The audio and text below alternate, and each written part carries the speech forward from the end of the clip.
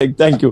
আপনার যে প্রশ্নটা করেছিলেন যে ডক্টর ইউনূসকে 5 বছর নির্বাচিত সরকারে পাওয়ার একটা আকাঙ্ক্ষা আমাদের এই আন্দোলনের, বিশেষ করে ছাত্র আন্দোলনের একজন পরিচিত ছাত্র নেতা তিনি ফেসবুকে স্ট্যাটাস দিয়েছিলেন, যেটা কি মূলত অনেকে ভেবেছে যেহেতু তার সোশ্যাল মিডিয়াতে একটা বড় ফ্যান ফলোয়ার্স আন্দোলন কেন্দ্রিক আছে, অনেকে সেটা কপি করেছে, প্রচার করছে, ভাবছে যে যেহেতু তারা এই আন্দোলনের একটা পরিচিত মুখ বা পরিচিত নেতা, কাজে এটা হয়তো তাদের দৃষ্টিভঙ্গি, এবং যেহেতু তাদের মধ্যে আবার সরকারেও তাদের দুজন এখনো প্রতিনিধি আছে, 3 জন ছিল, একজন পদত্যাগ করে দল গঠন করেছে, অনেকে ভেবেছে তাহলে এটা বোধহয় এই সরকার ছাত্র নেতা তাদের একটা মনোভাব, তো কাজে এইটাকে পাবলিকলি এন্ডোর্স করা বা এটার পক্ষে জনমত গঠন করা, এইরকম ভাবেও কেউ কেউ ক্যাম্পেইনটা করতে পারে। তবে এটার সরকারের পক্ষ থেকেও জানানো হয়েছে যে এই ধরনের চিন্তা ভাবনা তাদের নাই।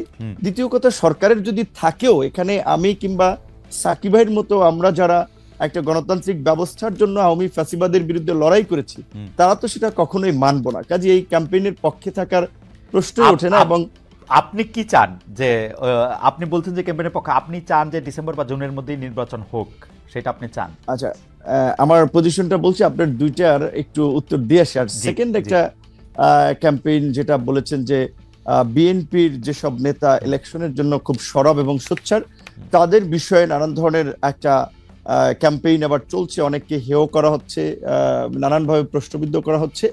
এটা কিছু লোক এগুলো ছড়াচ্ছে, কেউ কেউ রাজনৈতিক ইন্টেনশন থেকে, কেউ কেউ তাদের নিজেদের একটা ফায়দা নেওয়ার জন্য। ধরেন যখন একটা অনির্বাচিত সরকার থাকে তখন কিন্তু কিছু লোকেদের কদর বাড়ে, কিছু লোক সুযোগ সুবিধা নিতে পারে, কাজেই সেই কমিউনিটির লোকজন কিংবা সেই গ্রুপটা তো চাবে যে এই ধরনের একটা সরকারকে জগা খিচুড়ি কিংবা এই ধরনের একটা মানে জনপ্রতিনিধিবিহীন ইলেকশনবিহীন যদি সরকার রাখা যায় তাহলে তো সেখান থেকে তারা ফায়দা টাদা নিতে পারছে, তারা ব্যবসা বাণিজ্য, কেউ কেউ দল গঠন করতে চাইলে বা দল করতে চাইলে সেখানে তারা সময়টাকে কাজে লাগাতে পারছে। এই ধরনের পক্ষে থাকা একটা শ্রেণীর একটা অংশের লোকজনের অস্বাভাবিক নয়। আবার ধরেন ইউনূসের মতো একজন ব্যক্তি যার এরকম একটা গ্রহণযোগ্যতা, এবং আপনি লক্ষ্য করেছেন যে ডক্টর ইউনূসকে যখন আওয়ামী লীগের আমলে হ্যারাস করা হচ্ছে, মামলা দিয়ে অপমান করা হচ্ছে, সেগুলোর বিরুদ্ধে বলতে গেলে একমাত্র অফিসিয়ালি আমি এবং আমাদের দল থেকে আমরা রাজপথে মশাল মিছিল থেকে প্রতিবাদও করেছি, তার পক্ষে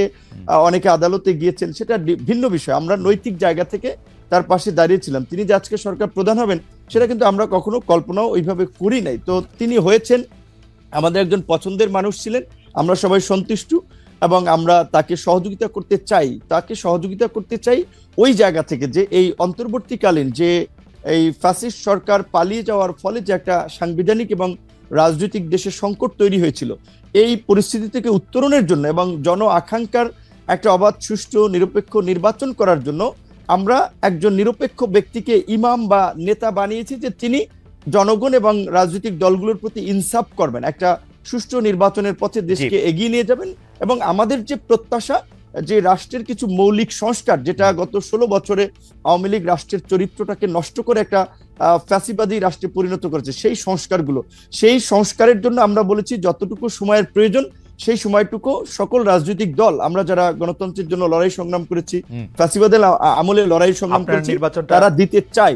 সেখানে ডক্টর ইউনূস সাহেব যেহেতু নিজেই বলেছেন যে আপনারা যদি ডিসেম্বর কিংবা বেশি সংস্কার চাইলে আরো 6 মাস তার মধ্যে একটা নির্বাচন হবে। তো আমার মনে হয় যে ডক্টর ইউনূসের কোনো ক্ষমতার লোভ নাই এবং তিনি ক্ষমতায় থাকতে চাবেন না। তবে তাকে ঘিরে কিছু মানুষ একটা প্রত্যাশা কিংবা চাওয়া, সেটা আপনার যৌক্তিক কারণে কিংবা তাদের সুবিধার কারণে চাইতে পারে। তবে ডক্টর ইউনূস আমার মনে হয় সেই পথে হাঁটবেন না, এবং আমার ধারণা ডিসেম্বর কিংবা জানুয়ারি কিংবা মার্চ এপ্রিল নাগাদ এই নির্বাচনটা বোধহয়। আপনি কি চান? মানে আমি ডক্টর ইউনূস এবং তার উপদেষ্টা পরিষদের প্রসঙ্গে এই কথাটা বারবার বলি, ডক্টর ইউনূস আসলে যদি রাষ্ট্র পরিচালনা ক্ষমতায় যেতে চাইতেন সেটা তিনি 2007 সালেই পারতেন, সেটা তিনি চান নাই বলেই এটা হয় নাই। কারণ আমরা সে সময় রিপোর্টার তার গ্রামীণ ব্যাংকের অফিসের সামনে আমরাও দাঁড়িয়েছিলাম যে এরকম কোনো ঘোষণা আসে কিনা, সেটি হয় নাই।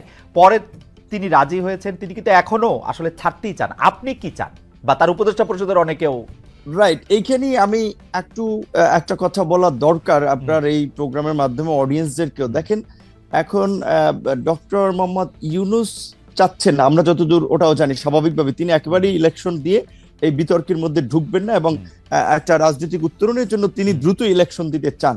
এখন তাহলে ধরেন আমাদের এই আন্দোলনের পরিচিত একজন ছাত্র নেতা, তিনি ছাত্র নেতা হলেও তার একটা দায়িত্বশীল জায়গা আছে, তিনি যখন এই স্ট্যাটাসটি দিলেন, কিংবা আজকে আমি পুরো নিউজ দেখি নাই, হেডলাইনটা দেখেছি যে স্বরাষ্ট্র উপদেষ্টার একটা বক্তব্য হেডলাইন হয়েছে এরকম বলেছেন যে বাংলাদেশের জনগণ এখন ডক্টর ইউনূসকে 5 বছরের জন্য চায়। রাইট। তো এখন এইটা আপনার আমি বলাটা এক ধরনের, আরেকজন বলাটা এক ধরনের, সরকারের একজন উপদেষ্টা বলা কিন্তু অন্য মিন করে। তো তারা এই যে কিছু লোক যে ডক্টর ইউনূসের ঘাড়ে আবার বন্দুক রেখে নিজেদের ফায়দার জন্য একটা রাজনৈতিক, আমি মনে করি আরেকটা জটিলতা তৈরি করার চেষ্টা করছে, কিংবা দেশের মধ্যে আরেকটা অস্থিরতা তৈরির চেষ্টা করছে। কারণ স্বাভাবিকভাবে আমরা যারা গণতন্ত্র, ভোট এবং নির্বাচনের জন্য শেখ হাসিনার এই ফ্যাসিবাদের বিরুদ্ধে 16 বছর লড়াই করেছি, তারা তো যত দ্রুত সম্ভব একটা গণতান্ত্রিক ব্যবস্থার পুনঃপ্রবর্তন চাই, এটাও তো রাষ্ট্রের সংস্কারের একটা অংশ। সেই ক্ষেত্রে ইউনূস স্যার যেখানে বলেছেন ডিসেম্বরের মধ্যে কিংবা প্লাস মাইনাস 6 মাস, সেক্ষেত্রে আমি মনে করি এখন যেহেতু আমাদের সংস্কার কমিশনের জাতীয় ঐক্যমত্য যে কমিশন, তারা ইতিমধ্যেই সংস্কার নিয়ে রাজনৈতিক দলগুলোর সাথে সমঝোতার সংলাপ শুরু করেছে। সেক্ষেত্রে সরকার যদি চায় তাহলে ডিসেম্বরের মধ্যে নির্বাচন হতে পারে, সেটা কিন্তু অস্বাভাবিক না। আর নির্বাচনটা যত তাড়াতাড়ি হবে সেটা দেশের জন্য মঙ্গল হবে। নির্বাচনবিহীন দেশের গণতন্ত্র, স্বাধীনতা, সার্বভৌমত্ব নিরাপদ নয়, আমরা মনে করি। যেটা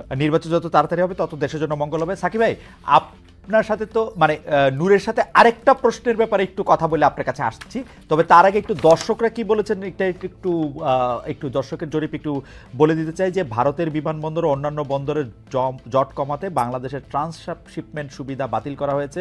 প্রিয় দর্শক, দিল্লির এই দাবি সঠিক বলে মনে করেন কিনা? শতকরা 14% দর্শক মনে করছেন এটি সঠিক দাবি, 86% মনে করছেন যে এই দাবি সঠিক নয়।